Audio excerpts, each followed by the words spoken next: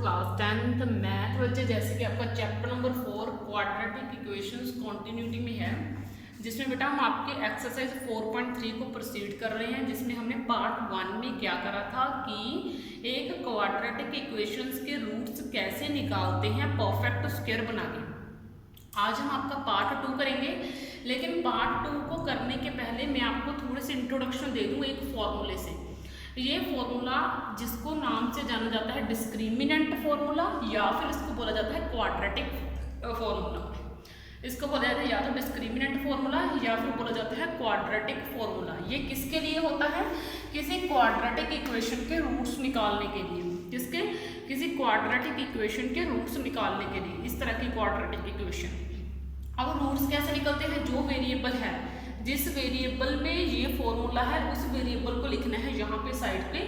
x की value निकालने के लिए माइनस के b plus minus root b two minus 4ac upon 2a, ये आपका फॉर्मूला है। अब आपका b क्या होगा, a क्या होगा, ये सारा आपको पता होना चाहिए। एक्स स्क्वायर के आगे वाले टर्म आपका a है, जैसे कि आपको दिख रहा है, वो वाला a यहाँ पे पुट करना है। x के आगे वाला जो है b है, वो वाला b आपने यहाँ पे पुट करना है, और जो कांस्टेंट टर्म होती है वो आपका c होती है, वो आपने यहाँ पे पुट करना है। यहाँ पे सारा खेल होता है इस रूट के अंदर वाली वैल्यू का, ठीक है। देखो अगर रूट के अंदर वाली वैल्यू ये b² माइनस 4ac, इसको हम जब सॉल्व करेंगे, अगर ये पॉजिटिव का नंबर आ जाए, क्या आ जाए? पॉजिटिव का नंबर, जैसे 25 प्लस के आ गए, है ना, 36 प्लस के आ गए। अगर ऐसा पॉजिटिव वाला कोई नंबर आ जाए तो रूट्स क्या होते हैं? डिस्टिंक्ट, यानी कि अलग अलग रूट्स निकलेंगे, यानी कि x की अलग अलग वैल्यूज मिलेगी मुझे। जैसे x की वैल्यू 4 मिल गई, कोई 6 मिल गई, तो जब अगर अंदर वाली आपकी ये चीज क्या बन जाए? पॉजिटिव बन जाए, तो रूट्स आपके क्या होंगे? अलग अलग होंगे, ठीक है। आगे है आपका second, two roots are equal, roots equal होंगे। इक्वल का मीनिंग क्या है? दोनों x की वैल्यू सेम आएंगी अगर अंदर वाली वैल्यू आपकी 0 के इक्वल आ जाए। किसके इक्वल आ जाए? 0 के इक्वल आ जाए। अगर अंदर वाली वैल्यू आपकी 0 के इक्वल आ जाती है तो आपके रूट्स क्या हो जाते हैं? इक्वल हो जाते हैं। नो रियल रूट, यानी कि कोई भी रूट आपका नहीं निकलेगा रियल वाला। कब? जब रूट के अंदर आपका नेगेटिव आ जाए। ऐसा नहीं है कि अंदर -25 बनना है तो आप इसको -5 लिख दोगे, ये गलत है भाई। अगर रूट के अंदर माइनस आ रहा है तो इसको हम रियल रूट नहीं बोलते। एक्चुअल में ये एक वर्ड होता है जो आप +1 में पढ़ोगे, इसको बोलते हैं इमेजिनरी रूट, इसको इमेजिनरी रूट बोलते हैं, ठीक है। ये आप +1 में पढ़ोगे। इस तरह का रूट आपको सॉल्व करना आपके सिलेबस में नहीं है।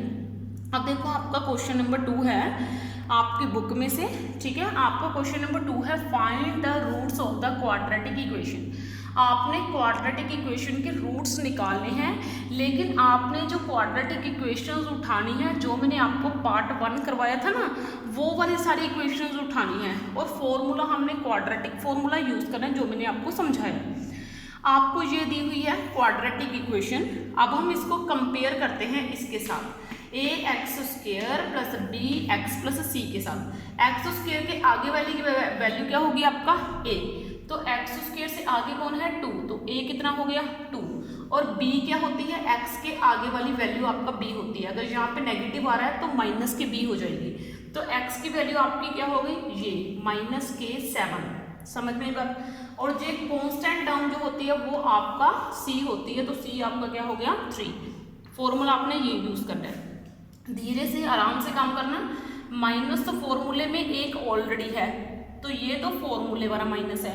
एक उसने b की वैल्यू मांगी है, और b की वैल्यू आपकी नेगेटिव के 7 है, तो नेगेटिव के 7 आपने अकेली b की वैल्यू डाल दी। बीच में ये जो होता है ना, एक प्लस वाली वैल्यू होती है, एक नेगेटिव वाली वैल्यू। इसको ऐसे लिखते हैं, प्लस प्लस के नीचे माइनस, प्लस माइनस रूट के अंदर b का स्क्वायर, और b कितना है आपका? -7 का स्क्वायर, ये रहा, ठीक है। बीच में मुझे क्या चाहिए? माइनस, ये मैंने डाल दिया। फिर 4, फिर बोल रहा है a कितना है आपका? 2, तो मैंने a की जगह पर 2 डाल दिया। c कितना है आपका? 3, तो मैंने c की जगह पर 3 डाल दिया। और नीचे है आपका 2a कितना है आपका? 2, तो मैंने नीचे 2 डाल दिया। अब इनको धीरे धीरे सॉल्व करने की बारी आती है। ये दोनों माइनस माइनस कैंसिल हो गए, तो प्लस के 7 बन गए आपके।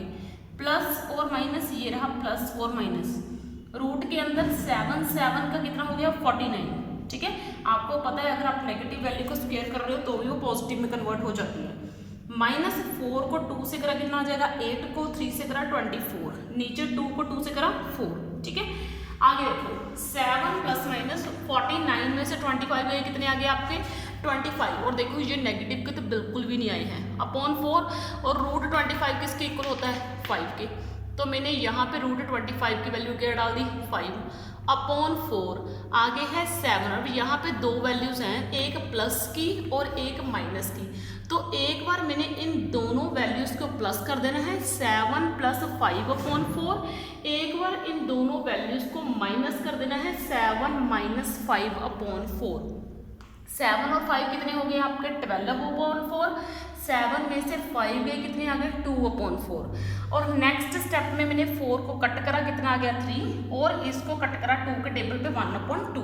तो इस तरीके से बेटा मैं डिस्क्रिमिनेंट फॉर्मूला यानी कि क्वाड्रेटिक फॉर्मूले की हेल्प से रूट निकाल सकती हूँ।